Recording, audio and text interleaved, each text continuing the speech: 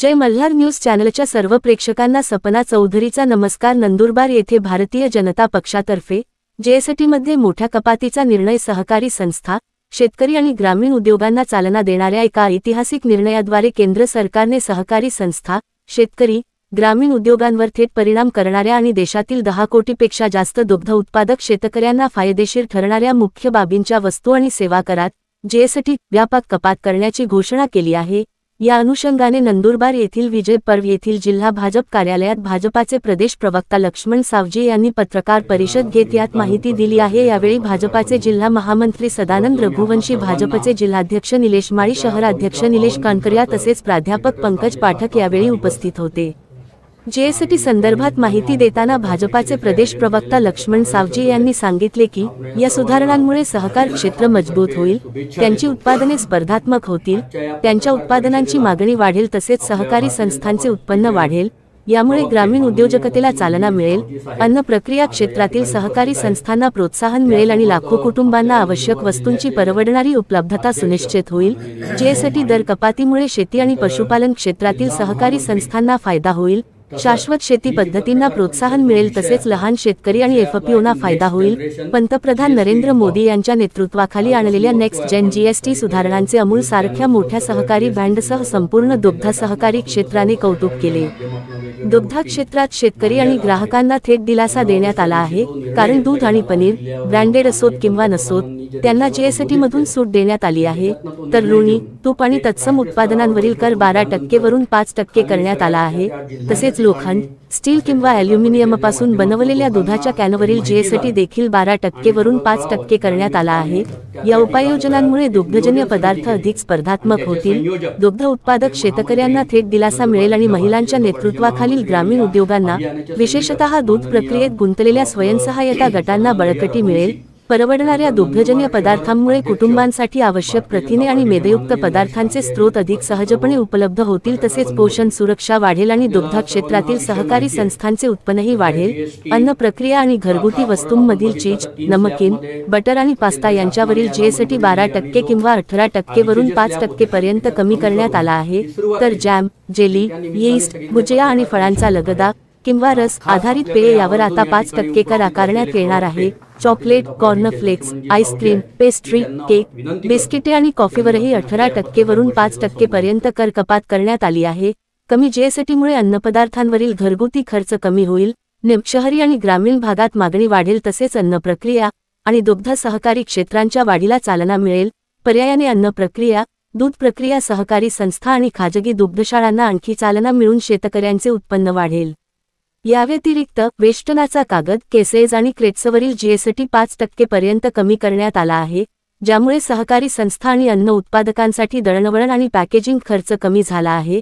1800 सीसीपेक्षा कमी क्षमतेच्या ट्रॅक्टरवरील जीएसटी 5% पर्यंत कमी करण्यात आला आहे, ज्यामुळे ट्रॅक्टर अधिक परवडणारे होतील आणि केवळ पीक घेणाऱ्या शेतकऱ्यांनाच नव्हे तर पशुपालन आणि मिश्र शेती करणाऱ्यांनाही फायदा होईल, कारण हे ट्रॅक्टर चारा लागवड, खाद्य वाहतूक आणि शेती उत्पादनांचे अधिक कार्यक्षमतेने व्यवस्थापन करण्यासाठी वापरले जाऊ शकतात।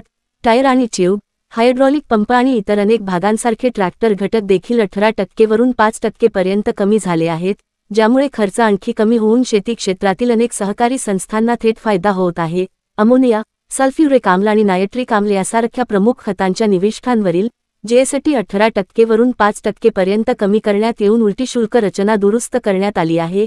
खत कंपन्यांसाठी इनपुट खर्च कमी करण्यात आला आहे, शेतकऱ्यांसाठी किंमती वाढण्यापासून रोखण्यात आले आहे आणि पेरणीच्या हंगामात परवडणाऱ्या खतांची वेळेवर उपलब्धता सुनिश्चित करण्यात आली आहे, ज्यामुळे शेती क्षेत्रातील अनेक सहकारी संस्थांना थेट फायदा होईल।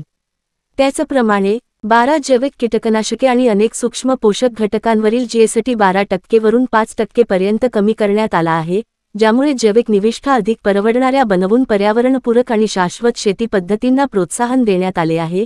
शेतकऱ्यांना मातीचे आरोग्य आणि पीक गुणवत्ता सुधारण्यासाठी रसायनांपासून जैविक कीटकनाशकांकडे वळण्यास प्रोत्साहित करण्यात आले आहे, ज्यामुळे सरकारच्या नैसर्गिक शेती अभियानाशी सुसंगत असलेल्या लहान सेंद्रिय शेतकरी आणि एफपीओना थेट फायदा होईल। या बदलामुळे शेती क्षेत्रातील अनेक सहकारी संस्थांना पुन्हा फायदा होईल। ट्रक आणि डिलिव्हरी व्हॅनसारख्या व्यावसायिक वस्तूंच्या वाहनांवरील जीएसटी 28% वरून 18% पर्यंत कमी करण्यात आला आहे, ज्यामुळे जवळजवळ 65 ते 70% माल वाहतूक करून भारताच्या पुरवठा साखळीचा कणा असलेल्या ट्रकचा आगाऊ भांडवली खर्च कमी होऊन प्रति टन किमी मालवाहतुकीचे दर कमी होतील आणि एक व्यापक प्रभाव निर्माण होईल। यामुळे कृषी मालाची वाहतूक स्वस्त होऊन लॉजिस्टिक्स खर्च कमी होईल, तसेच निर्यात स्पर्धात्मकता सुधारेल। इनपुट टॅक्स क्रेडिट ITC सह मालवाहतुकीच्या तृतीय पक्ष विम्यावरील GST 12% वरून 5% पर्यंत कमी करणे हे सुद्धा या प्रयत्नांना आणखी पूरक असल्याचे भाजपाचे प्रदेश प्रवक्ता लक्ष्मण सावजी यांनी आयोजित केलेल्या पत्रकार परिषदेतून सांगितले आहे। सपना चौधरी, जय मल्हार न्यूज, नंदुरबार। आपल्या देशाचे आदरणीय पंतप्रधान नरेंद्रभाई मोदींनी जसा 11 वर्षापूर्वी आपल्या कारकिर्दीला सुरुवात केली, पहिल्या दिवसापासून ते आज आहेत, ते क्षणोक्षणी आपल्या देशातल्या गरीब कल्याणाच्या योजना राबवताना अग्रेसर आहे असं दिसतं। सगळ्या योजना त्यांनी सुरुवातीपासून ज्या आणल्या, की जनधन योजनेपासून ते सगळ्या पुरवठा योजनेपर्यंत, ह्या सगळ्या योजना गरीब कल्याणाच्या योजना, उपेक्षितांसाठी आणलेल्या योजना, याचा परिणाम आपल्याला गेल्या 11 वर्षामध्ये वेगवेगळ्या क्षेत्रामध्ये झालेला दिसतोय। सुलभ शौचालयापासूनच्या योजना असतील तर अगदी कुठल्याही योजना, शिक्षण क्षेत्रातल्या असतील, आरोग्य खात्यातल्या असतील, विमा योजनेतल्या असतील, सगळ्या योजना। आता यावेळेला 15 ऑगस्टला ज्यावेळेला लाल किल्ल्यावरून त्यांनी संवाद केला जनतेशी, त्यावेळेला सांगितलं होतं की आपली जी कर प्रणाली आहे अधिक सुविहित आणि परिणामकारक, सामान्य माणसाला पूरक ठरेल अशी कर प्रणाली करण्यासाठी आपण प्रयत्न करीत आहोत आणि त्याचे बदल तुम्हाला लवकरच दिसतील।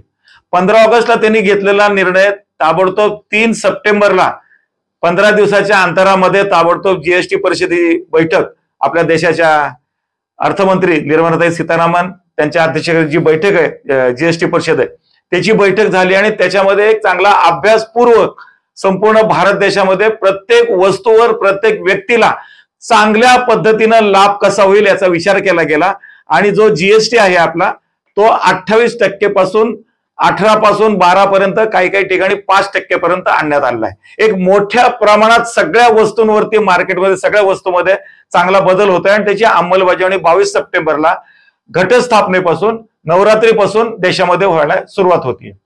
तर ही अत्यंत मोठा चांगला असा बदल आहे, याचे चांगले परिणाम दिसतील। याच्यामध्ये शेतकऱ्यांसाठी ज्या योजना आहेत, विमा योजना सगळ्या आहेत, शेतकऱ्यांसाठी ज्या वाहतुकीच्या व्यवस्था आहेत, वाहतुकीच्या व्यवस्थेकरता लागणारे स्पेअर पार्ट, अगदी ट्रॅक्टरच्या सगळ्या टायर पासून सगळ्या वस्तू, याच्यामध्ये सगळ्या GST डायरेक्ट 28 वरून 18 वर आणलेला आहे। खाद्यपदार्थांचे जे विषय होते 18% वरचे, ते सगळे 12% पर्यंत, 5% पर्यंत GST आलाय। म्हणजे 18चा 5%, 13% GST माफ होणं हे मला वाटतं अखंड पाहिल्या देशामध्ये एक मोठा क्रांतिकारी बदल आहे। एक सामान्य माणसाला दिलासा देणारी एक चांगली घटना। व्यापारामध्ये, वेगवेगळ्या वस्तूमध्ये, निर्मितीमध्ये चांगली स्पर्धा होईल, वितरण व्यवस्थेमध्ये त्याच्यामध्ये चांगले पायंडे पडतील आणि एक सगळ्या देशाच्या अर्थकारणामध्ये, व्यवसायीकरणामध्ये सगळ्यांना दिलासा देणारी एक चांगली घटना म्हणून या GST कर आकारणीकडे आपल्याला बघता येईल असं मला वाटतं। याचे जे परिणाम वेगवेगळ्या, काही ठिकाणी वैद्यकीय विषयामध्ये काही ठिकाणी कर पूर्ण माफ झालेला आहे। जे दुधाचे काही बाय प्रॉडक्ट आहेत त्याच्यावरती काही ठिकाणी करमुक्त पूर्ण ते पदार्थ झालेत।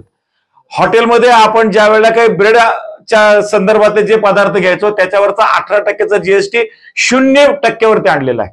म्हणजे हे जे काही बदल होत आहेत हे निश्चित क्रांतिकारी बदल आहेत आणि हे भविष्यासाठी आपला विकसित भारत आणि आत्मनिर्भर भारत होण्यासाठी हे सगळे जे बदल आहेत हे आपल्याला उपयुक्त ठरतील।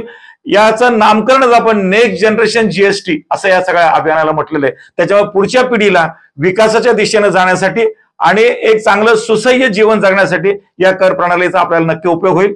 मला असं वाटतं की पंतप्रधानांचं याबद्दल, खरं तर त्यांचा 75वा वाढदिवस नुकता झाला, सगळी जनता त्यांना आज त्या ठिकाणी त्याच्याबद्दल अभिनंदन करते आणि भारताच्या अमृत महोत्सवाच्या 75 वर्षानंतर शताब्दीकडे झेप घेताना भारताला जे एक विश्वगुरु म्हणून स्थान घ्यायचंय, जे महासत्तेच्या दिशेने जायचंय, त्यावेळेला आर्थिक व्यवस्थेमध्ये क्रांतिकारी जे वेगवेगळे निर्णय झाले त्याच्यामध्ये हा सगळ्यात मोठा क्रांतिकारी निर्णय असेल असं मला वाटतं।